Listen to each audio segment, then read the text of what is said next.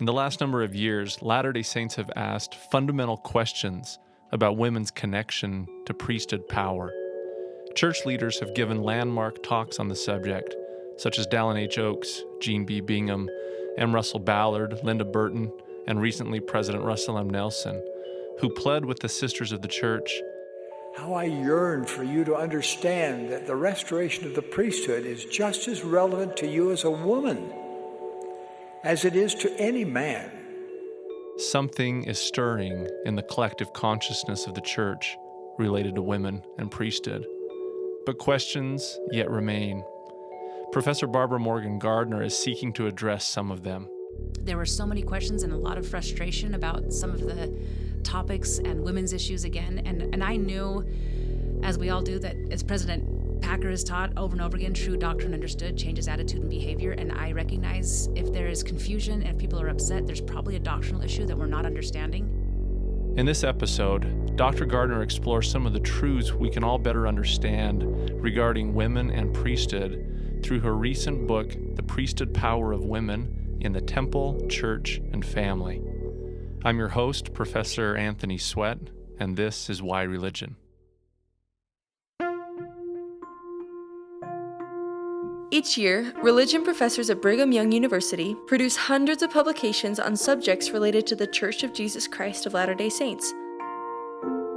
This podcast brings this research into one place to enlighten the everyday seeker of truth. Seek learning, even by study and also by faith.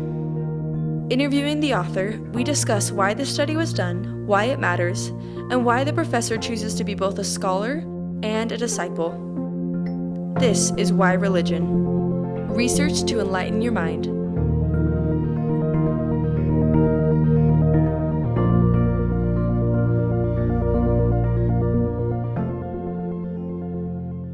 Professor Brad Wilcox from the Department of Ancient Scripture here at Brigham Young University recently sat down with Professor Barbara Morgan Gardner from the Department of Church History and Doctrine to talk about insights from her book on the priesthood power of women.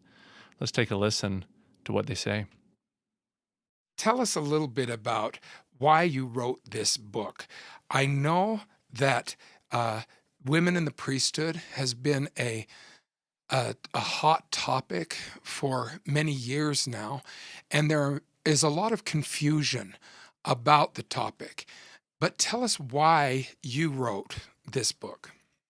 I'll give you a few reasons.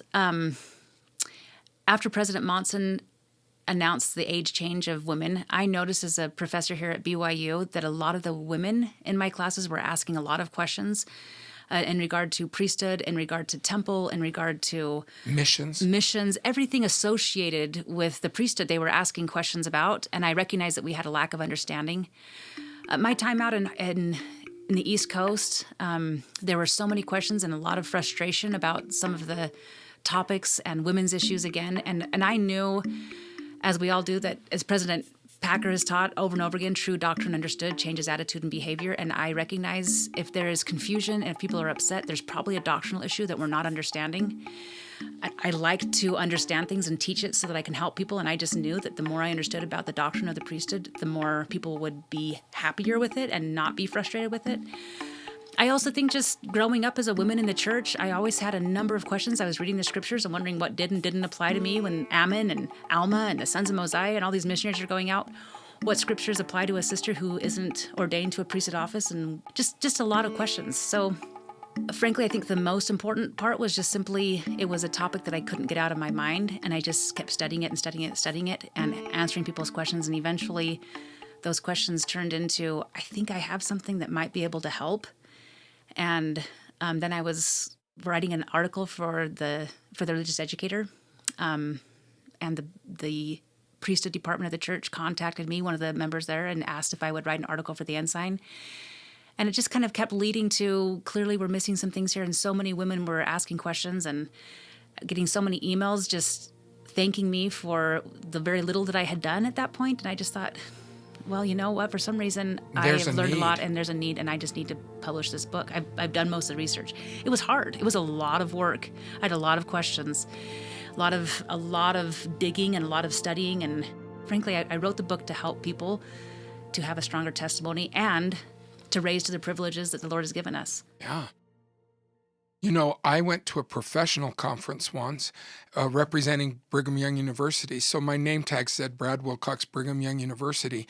And a lady I didn't even know came up and she saw Brigham Young University on my name tag. And then she got really angry at me. And she said, "Why don't you give the women the priesthood?" And I said, "Good to meet you too." And then my comment to her was just a simple question. I said, "What's the priesthood?" And she couldn't respond. She said, "I don't know, but I think the women should have it." And I thought, surely there has to be something more to our understanding of this doctrine than "I don't know, but the women should have it." So let's dive into that. What is this priesthood that causes so much conversation? That's one of the things that I have studied is what is the priesthood? Why are people frustrated by it? But also, why aren't people taking advantage of it?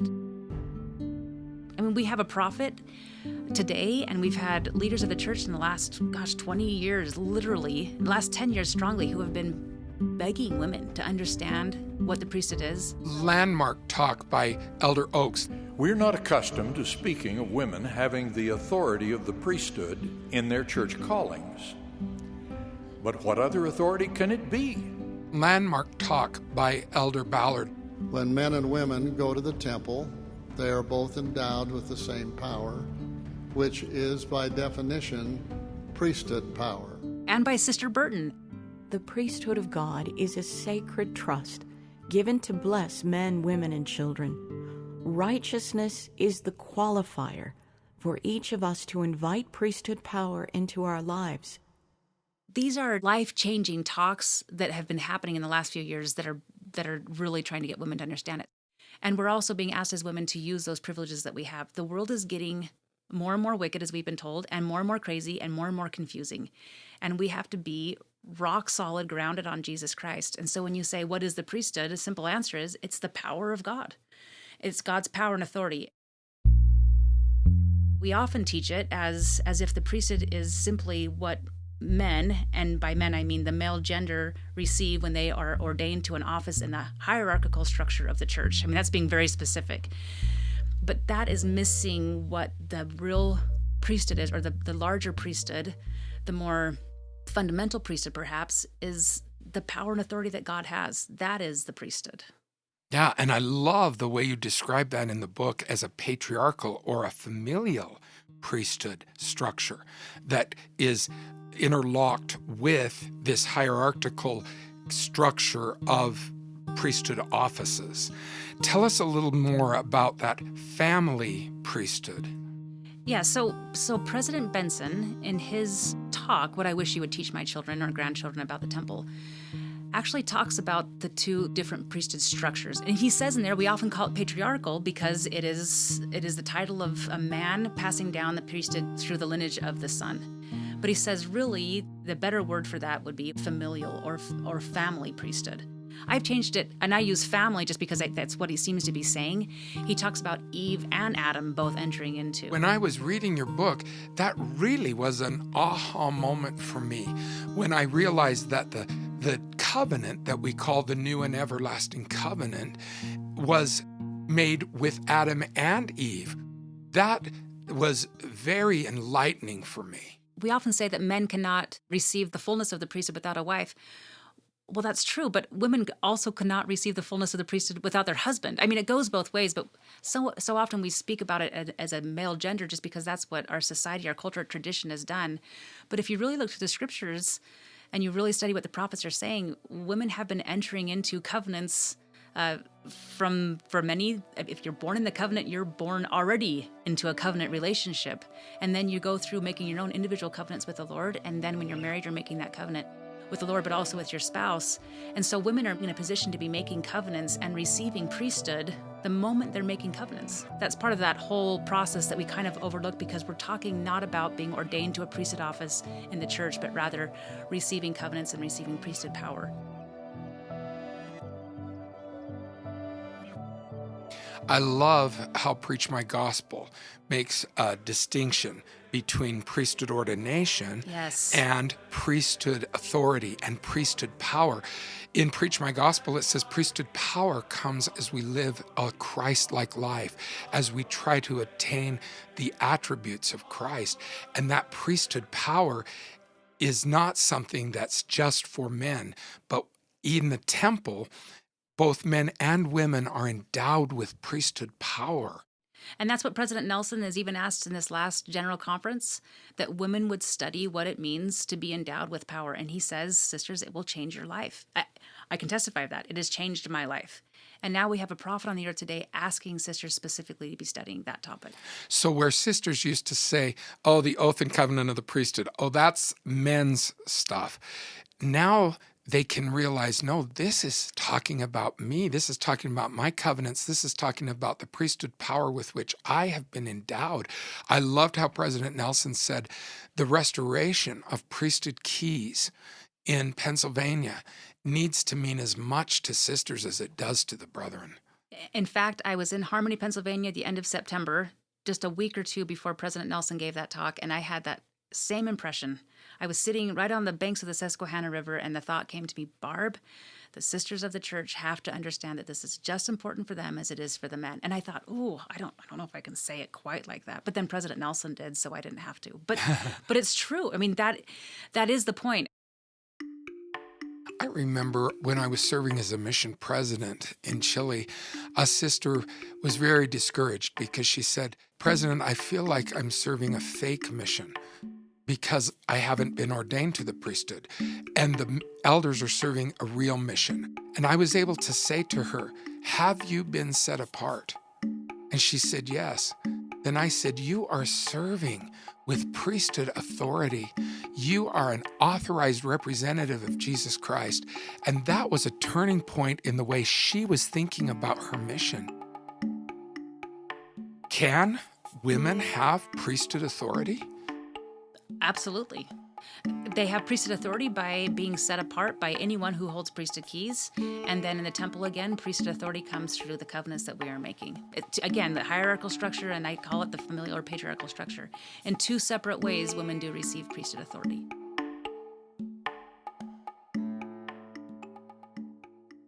What are some of the blessings of the priesthood? Because for years, we have always said, there's not a woman in the church who doesn't have full access to every priesthood blessing. What's being referred to as we refer to those priesthood blessings? First of all, I think that there is a common misunderstanding that when we say that women and men both receive priesthood blessings, we're thinking or we're being taught or have been taught that means that a man can give a woman a blessing of healing. Again, the part that is missing and the part that I think is overlooked so much is the temple. So you look through the sections of the Doctrine and Covenants, when they're talking about temple, they're typically talking about patriarchal or familiar priesthood. So that's why I believe that President Nelson is specifically saying Section 84, Section 107. And I would add in Section 110, Section 90. You look at these different sections and you can say, is this a priesthood section? And if it is a priesthood section, is he talking about temple or is he talking about hierarchical? Is he talking about being ordained to a priesthood office, or is he talking about the temple and being endowed with priesthood power? And you can kind of start distinguishing that a little bit. And you have to be careful because it's not always perfectly stated, and we aren't the prophets, and so sometimes we can't distinguish the two, but sometimes we can. And so when you're talking about what are some of those blessings, well, in Section 84 of the Doctrine and Covenants is specifically talking about the key of knowledge and the key of wisdom and those kinds of things that women often think belong to men because it has the word key in it. No, we're not talking about hierarchical structure and one being ordained to a priesthood office in that case. We're talking about being endowed with power in the temple. And that's partially why we talk about the oath and covenant. That's also a temple section. And so what are some of those blessings? Well, there's not a lot more that a woman can receive than all that the Father has.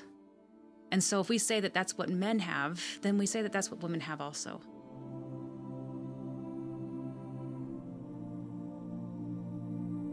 So sometimes when you think of curriculum, and I've taught seminary and Sunday school and things for a number of years, and even the curriculum will take the priesthood and make it as if it only applies to the men.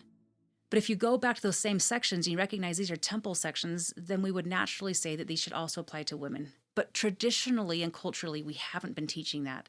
And so we put a lot of emphasis on the priesthood for men, which is fantastic that we do. But we need to be careful to say that probably also applies to women too. And we just need to make sure that we're saying it to both.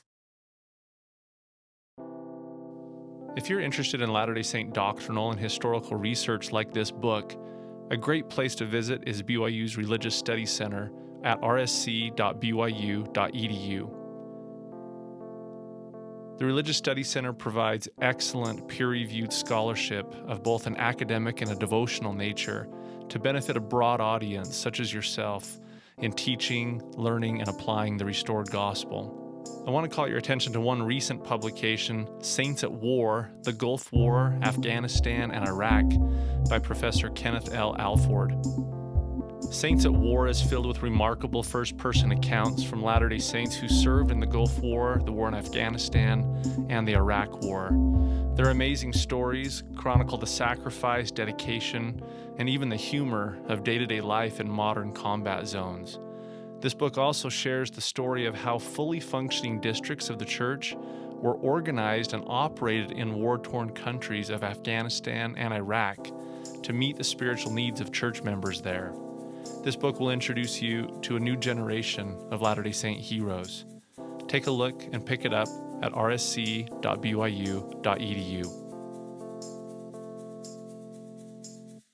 We've been listening to Professor Brad Wilcox interview Professor Barbara Morgan Gardner on her book, The Priesthood Power of Women, published in 2019 by Deseret Book. For this part of Why Religion, we like to get into why does this research matter in helping you and I learn, live, and apply the gospel of Jesus Christ. So here again is Dr. Wilcox with Dr. Gardner talking about her answers to some of those questions. Well, how many years have we heard counselors in the bishopric stand up and thank the priesthood for passing the sacrament and for blessing the sacrament? And maybe that's inappropriate. Well, yeah, because historically, so we have to be careful. I don't want to be too hard on any leaders of the church either, because historically there have been times for many years where we would just use the word priesthood for men. And so it's not that they're necessarily wrong and bad. It's just that we know more. We've been taught differently. We have President Oakes especially who keeps saying men are not the priesthood. And so I have seen a major change in the last few years. I've gone to a number of different wards in different states and different countries throughout the world, and I rarely hear that phrase. I do hear it every once in a while, but it's changed a lot. What do they say now? We'd like to thank the young men for participating in this priesthood ordinance today. Beautiful. Something of that nature. It's absolutely beautiful. I love it. And it helps the young women to understand that they have a role too.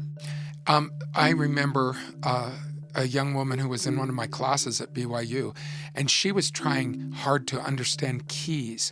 And she said, I will never have priesthood keys.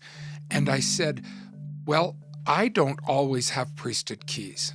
I've been ordained to the priesthood, but keys can be an organizational thing. I've been ordained to the priesthood, but I can't divide a ward, and I can't divide a stake, and I can't go and reorganize a stake presidency.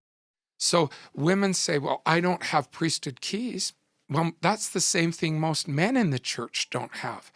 But both men and women do have keys as we think about it in a different sense.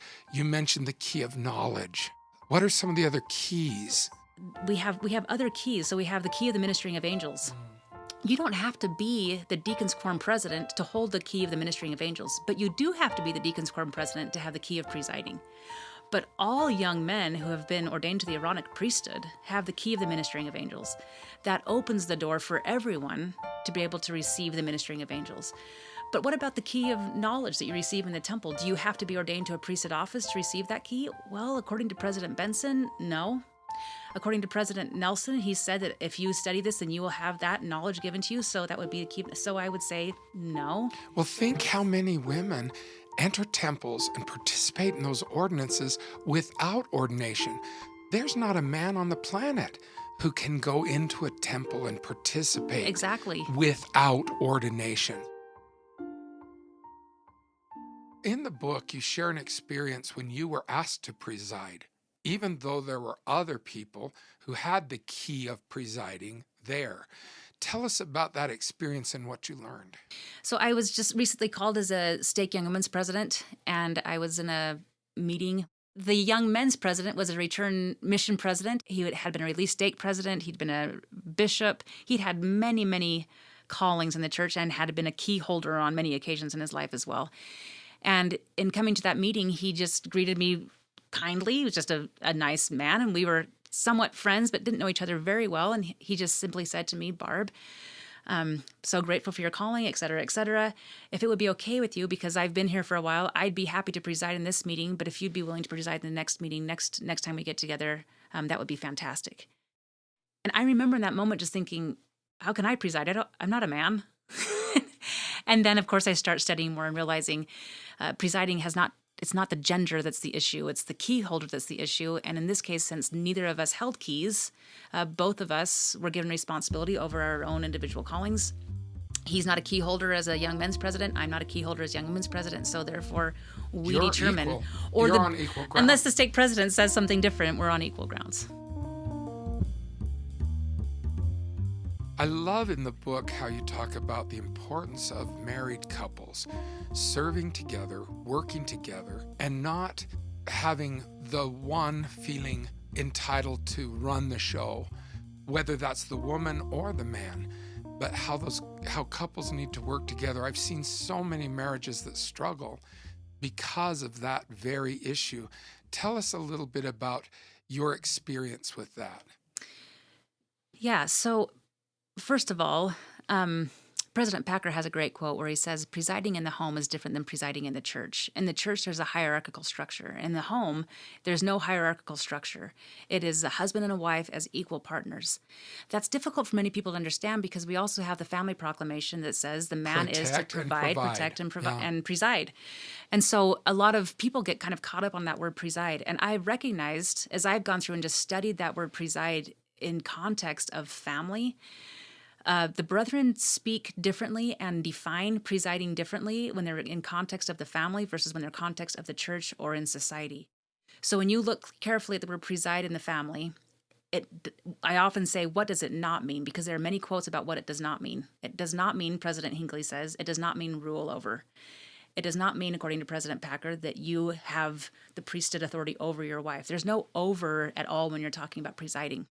Some men use as justification for their actions the statement that Eve was told that Adam should rule over her.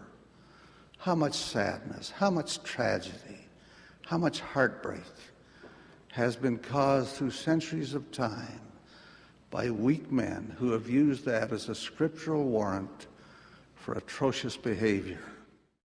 What it does say, so we have recently President Ballard, Elder Cook, Elder Holland, and others, and Elder Perry. Elder Perry has a great quote that President Hinckley quotes that he says, there is neither a president or a vice president in a marriage. Therefore, there's not a president or a vice president in a family. We have co-presidents working together eternally for the good of their family. And then President Ballard, I love he talks about, and I wish I had the exact quote with me, but he says, to preside as a father presides, that means he loves, he serves, he sacrifices. That's what presiding is. Elder Holland recently speaking to some young adults in Europe, in England, somebody asked him what it means to preside, and he said, husbands, if you are washing your feet, the feet of your wives, as if Christ was washing the feet of his disciples, if you are loving and serving your children as Christ loves and serves the church, there would be no question about what it means to preside. Presiding doesn't mean ruling over and being in charge of. Preside, as far as I can tell, means loving and serving and caring for and doing what Christ would do for the church. I'll be a little bit personal. I've been blessed to have a fantastic father, and I've waited a long time to have an amazing husband. You know a presider when you know a presider. And I have a father and a husband who are presiders. They serve, they love, they care for, they watch after. I know that they are putting me, in this case, my husband, me, my dad's case, his wife, and the Lord first. There's just no question. We're not trying to figure out who's in charge ever. We're trying to figure out how we can both serve the Lord and serve his children as a couple. I think it's interesting that so often we will say to a single sister, I wish you had priesthood in your home. But something you're teaching so clearly here, Barbara, is that as a woman is faithful to her covenants, as she's faithful to the covenant she's made in the temple, there is priesthood in that home. She doesn't have to feel second class in any way because there's no man in her home, that she can feel the strength of the priesthood there. One of the things that I was so grateful that my dad did growing up, I was single until I was 40. And when I was in my 30s and I started teaching at BYU, I actually moved across the street from my parents. It just happened to be that they had moved there, and it just worked out just right. But I remember my dad coming to my home often. I always have large family gatherings and family parties, and assuming that he would be the presiding person, he always deferred to me and said, "Barb, this is your home. Who would you like to pray?" I mean, it was my own dad saying that because he recognized the authority that I had in my own home. He had raised me as a daughter to understand that I indeed had made covenants with the Lord in the temple, and I was endowed with priesthood power, and I had authority as the presiding person, as a single woman in my own home. And it's not just something that's fuzzy. I really hope that we teach this correctly as men and women. When a woman goes to the temple, she is making almost to the T the exact same promises and oaths and receiving covenants that a man is making. Especially when you're talking about the endowment, and especially when you're talking about doing sealings. And she is being dressed in priesthood robes. She is. And so when she leaves the temple, those things that she just received and those commitments that she just made and those blessings that were just given to her and that authority that's being talked about in the temple is hers. It's not just something a man is receiving because he's being ordained to a priesthood office in the hierarchical structure. She is going to the temple, she's making covenants, she's receiving blessings and privileges and authorities and powers in the temple that belong to her regardless of her marital status. Her marital status will bring other blessings when she's married and she's kneeling across the altar with her husband, but those are also, again, shared between a man and a wife. A man doesn't receive some and then a woman receives some. They both receive the same. So how can both women and men accept your invitation to step it up? How can we live up to the privileges that are ours? I think we do what President Nelson has asked us to do. And President Nelson, he spoke to the men first, 2018, and he actually asked the men to study their priesthood privileges and live them. Some of our brethren, for example, act like they do not understand what the priesthood is and what it enables them to do. And he gave numbers of reasons how to do it. He talks about going to the temple and being holy places. Keep their covenants, fast and pray, study the scriptures, worship in the temple, and serve with faith. He gave almost, not the same talk, but the same challenge to the women a year later, again, talking about the priesthood. I entreat you to study prayerfully all the truths you can find about priesthood power.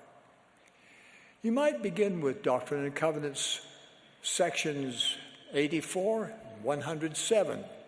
So this is our prophet, and he's saying, go to the temple, ask these questions, study your scriptures. And sometimes we think to ourselves, well, these are primary answers, and these are primary questions. Yes, they are. And isn't that fantastic? But the thing is, the Lord is not going to teach us more than we're willing to take. And he's not going to give us more than we're willing to use. And he's not going to bless us more than we are willing to receive. And so we have to be willing to receive. We have to put ourselves in sacred places. We have to do the work that is necessary for the Lord to trust us with the power and authority he's trying to give us. But if we as members of the church are not willing to go to the temple or make sacrifices in our studying of the scriptures or not willing to do the service that he's asked us to do, then he can't bless us with the power that he has. So sometimes it seems like, what is this great power? Well, the power is recognized as we start doing what he's asking us to do. There's not a person who can go to the temple on a regular basis and recognize that somehow there's more light. They may not be able to explain it, but they know that there's a difference. They know that there's a difference in power. They know that there's a difference in authority and discernment. Something's happening. There's a refining process that's happening.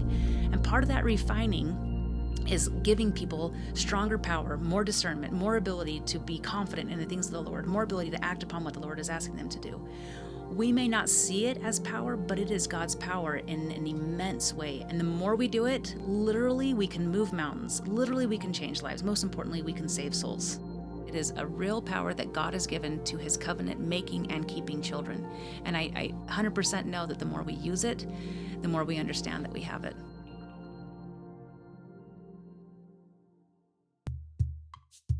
If you want to get a copy of the book, The Priesthood Power of Women in the Temple, Church, and Family, or if you want to read an Ensign article published in the March 2019 issue by Dr. Barbara Morgan Gardner that summarizes many of these same principles, visit rsc.byu.edu/whyreligion to find links to these publications.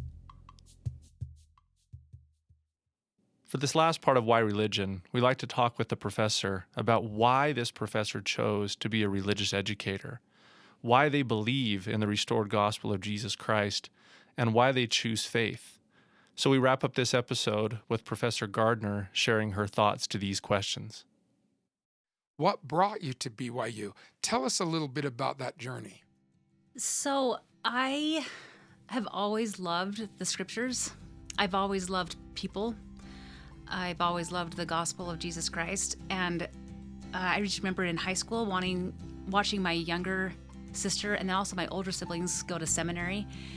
And I just knew it was making a major impact in their lives. And so eventually I wanted to become a seminary teacher. I didn't know if you could. Frankly, I was told that women couldn't be, so I just assumed I couldn't be, but maybe I could teach early morning somewhere with my husband someday. But eventually I found out that I could. I was hired to teach seminary full-time. And where was that? So I taught in Logan for a couple of years. Then I went to Salt Lake, taught there for a couple of years in Magna, Cypress High. Then I went to the church office building.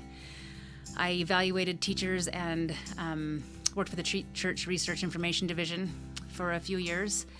Then I came to BYU to finish up my doctorate, although my doctorate was actually at Utah State, but I came here to finish it off. I went back to Salt Lake and taught in Taylorsville. Wow, lucky I was all students. over, just loving my experience. But for some reason, even when I first started teaching seminary, I guess I was a BYU student myself. I went to BYU Hawaii, and there was just something in the back of my mind that just kind of kept telling me that eventually I was going to be here. But frankly, it wasn't, for me, it was very difficult because that meant that I was going to be single. For some reason in my mind, knowing that I was teaching at BYU meant that I was going to be single longer than I wanted to be. So I fought it a lot, didn't really want to be a professor at BYU in religion, but somehow my path just kept being guided by the Lord, and I ended up here. And it was, as we say many times, the Lord has a better plan than we do for ourselves. Now, I know that part of your journey included some time back east before coming to BYU. Tell us about that. It actually wasn't before I came to BYU. I had been at BYU for 3 years as a full-time faculty member. And in the middle of my time here, I received a phone call from Chad Webb, who was over CES, Church Educational System. And he said, basically, Barb, we recognize that although this is not normal, and actually it had never happened as far as he knew or as far as I knew, he said, we have been trying to figure out who we'd like to send east to fill a position at Harvard and at MIT and to be over all those schools out there and to also be the seminary coordinator. So he said, would you consider leaving BYU and going back into the church educational system in seminaries and institutes?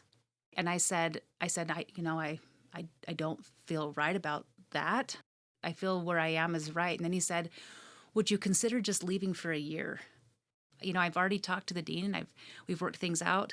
And if you make the decision to leave for a year, we would like you to come. We just feel so strongly that you should be on the East Coast right now. What an opportunity. It was a phenomenal opportunity. Well, one thing I know for sure is that whether you're back at Harvard or whether you're at BYU, wherever you go, Barbara, you make a difference in the lives of students. And I admire you for that, and I have watched it. I have seen the difference you make. And so proud of you. Why do you stay strong when other women can study the priesthood and use it as an excuse to leave the church? I think that there are a lot of reasons behind that. I think the greatest reason is because God has made himself known to me. And the more I study him, and the more I learn about him, and the more I put his teachings to the test, the more he makes himself known to me, the more he makes himself known to other people. I have witnessed God and his ways, and I have become dependent upon him, and I have learned to rely on him, and he has proven himself over and over and over. Does that mean I don't have questions? Of course not. I have so many questions. I have more questions than I have answers, more questions today than I did yesterday. But God continues to answer those questions, and those questions he doesn't answer perfectly, I am fine with, because I have the foundation of Jesus Christ. You trust him. I trust him. And I don't just trust him because I have no one else to trust. I trust him because I know him. And the more I know him, the more I trust him.